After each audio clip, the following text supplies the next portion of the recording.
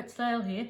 As you know, we are on holiday in the UK and I've been doing a little bit of holiday stitching.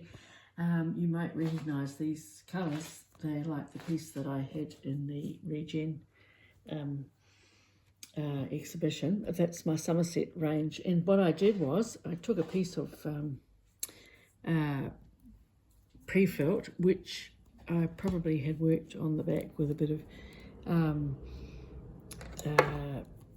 scrim and stuff, and I cut strips all the way down so that I could weave it, but I haven't woven it right out. I've left the ends here, still thinking about all this, and I used some of my leftover bits and pieces to weave it. So there's some silk there, and they're all hand dyed in the same colour way, but as you know, different fabrics take up different sorts of take dye differently. So I've got some Margiela in there, and that's lovely for texture going through, and some hand dyed velvet, some scrim, which picks up colour really well, and various combinations of that all the way along. So that's the 4 things I've used. And then I stitched them all. They're not tightly pinned or anything. Just have a little look at the back, and I quite like the colours of the back because you've got more of the brown from the landscape coming through, but it's just the way things go. And I haven't used an embellisher, of course, because it's all here and on holiday. So it was all fairly loose, and I pinned it all up, and then I stitched it with a very fine cotton. And one of the interesting things about threads is if you have a look at them all, you'll see they take up colour and they take up the dye in a different way. So this is the 6-strand over-dyed cotton that we have.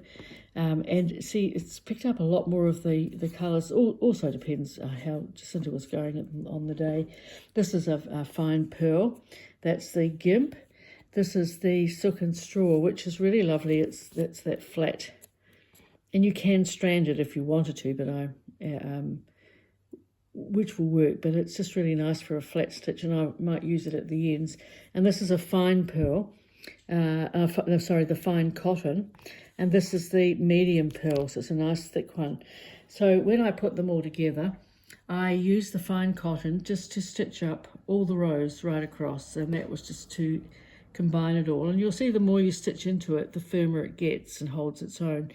And there are gaps, and I have always said that gaps are there for the fairies to peer through. And in this lovely countryside we're roaming around in, I'm sure there's lots of fairies hiding in the hedges and so on. And then when I've done all of that, I took my gimp, which I love, and I've stitched up lots of circles for no particular reason. You just have to think about what you've got with you, and I didn't have any extra little pieces of fabric, so I couldn't make little circles and rounds and overstitch them. So I've stitched all of those down with the fine cotton again.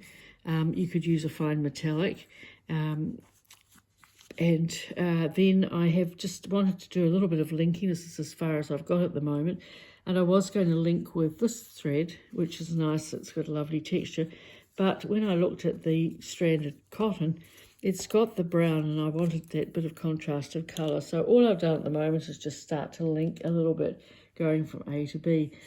And then, that's enough for my holiday at the moment. So then I will start adding in some other things, perhaps some other little shapes. And I might use this one here because it's such a nice thread for a contrast, to make some shapes, hand stitch some shapes and things like that onto it. So that's what I've been up to, and I hope you've enjoyed seeing that, and I'll see you all again another time. Bye.